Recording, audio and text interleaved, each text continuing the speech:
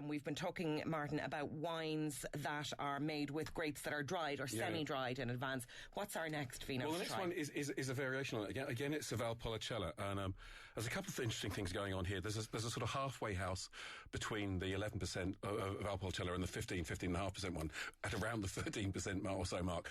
And what they do there is they you're in a winery, you've made some of the 11% stuff, you've got the regular grapes, you make your wine out of that's sitting in a tank over there, and and a couple of months later you've got the grapes 2-3 months later, and you've got the Amarone style you're making, and that ferments for a couple of weeks, and just as it gets towards the end of its fermentation, you drain it off and you put the light wine in on top of the skins, as it were, and it washes the last of the kind of the sugar out of the grapes, and it takes up some of the colour and the flavour and everything. So it kind of turbocharges the regular stuff, and it pumps up from sort of 12 to 13 degrees kind of thing, and you get this kind of halfway house. Now that's called ripasso, which means to repass.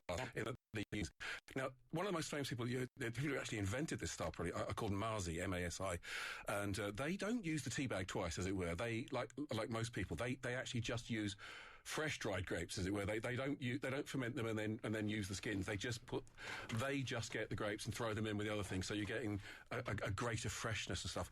Now they're quite well known style for that. It's called Masi Campofiorin, and that's in pretty good distribution around the country. It's about 17 or 18 euros. I mean, it's been around for decades, and it's actually on special in Superval at the minute for about 15.49. I'd say go and buy it. But they have.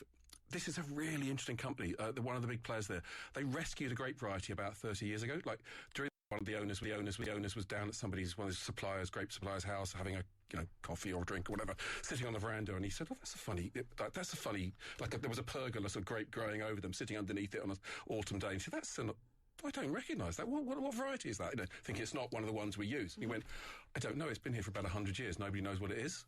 So, because it was the harvest time, they took a ripe bunch of grapes and some leaves, and they took it to the local university, and they said, "Oh my God, where did you get this? This is extinct.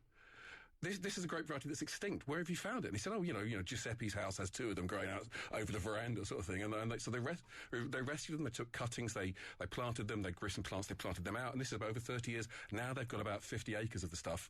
And was the reason that it maybe gone extinct was because the wine was crap? No, it's because they lost a lot of, they lost a lot of grape stuff. Doesn't get replanted, and after phylloxera in the 1950s, after various vine diseases and things, and they have experimental vineyards. They didn't know it was going to work straight away, but they played around with it and thought, actually this one works. And what it is it gives, it's a very tiny bunch, which means you get a lot of colour, because there's a lot of skin to juice ratio, as it were. So you get lots of colour, you get lots of tannin, so it adds a real bit of oomph to the... So it's much darker, it's more tannic, it's a more serious kind of wine. Now, they put only about 10% in their blends now, because it really is very full-on stuff, and so they've done that here. So this is a very rare... So people would have seen perhaps the Masi Campofiorin.